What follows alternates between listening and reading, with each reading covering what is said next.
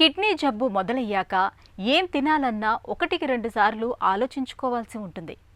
ఓవైపు కిడ్నీలపై భారం పడకుండా చూసుకోవాలి, మరోవైపు శరీరానికి తగినంత శక్తి లభించేలా ఆహారాల్ని ఎంపిక చేసుకోవాలి.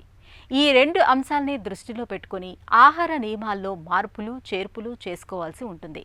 ఈ నేపథ్యంలో కిడ్నీ జబ్బుతో బాధపడే వాళ్ళు రోజువారీ ఆహారంలో ఎలాంటి జాగ్రత్తలు తీసుకోవాలో ఇప్పుడు తెలుసుకుందాం.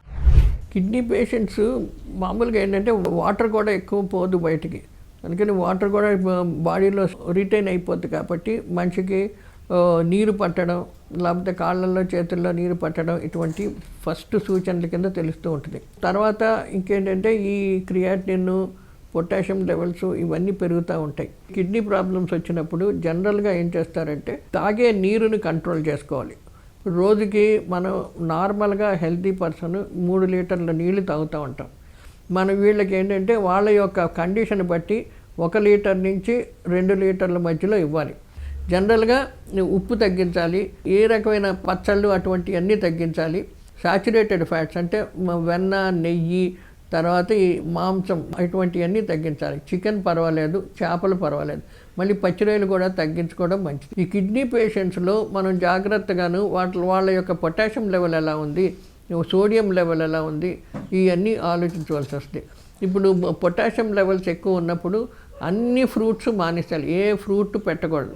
ముఖ్యంగా అరటిపండు, మామిడి పండు ఇలాంటి వాటిలో హై పొటాషియం ఉంటుంది. అలాగే కొన్ని కూరగాయలు, ముఖ్యంగా దుంప కూరలు వాటిలో పొటాషియం ఉంటుంది. అవన్నీ రిస్ట్రిక్ట్ చేసి చాలా లో పొటాషియం ఉన్న కూరలు అంటే దొండకాయ, బెండకాయ ఇటువంటివన్నీను, తర్వాత క్యాబేజీ, ఆకుకూరల్లో కొన్ని రకాలు అంటే తోటకూర కానీ గోంగూర ఇలాంటివి వాడుతూ ఉంటే పొటాషియం లెవెల్ ఎక్కువ పెరగవు. క్రియాటినిన్ ఎప్పుడు ఎక్కువ అవుద్ది, ఇటు మాంసకృతులు, జంతు సంబంధించిన ఆహార పదార్థాలు ఏవి తిన్నా సరే క్రియాటినిన్ లెవెల్ పెరుగుతూ ఉంటుంది.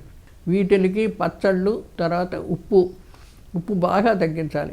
క్యాలరీస్ తగ్గించాలంటే నూనె పదార్థాలు, కొవ్వు పదార్థాలు, ముఖ్యంగా షుగర్స్, అంటే జనరల్ ఇంధనం అంటే జనరల్ క్యాలరీస్ పెంచకూడదు. కిడ్నీ పేషెంట్స్కి చాలా మటుకు తగ్గించేయాలి. ఎంత తగ్గిస్తే అంత శరీరం ఆరోగ్యకరంగా ఉంటుంది.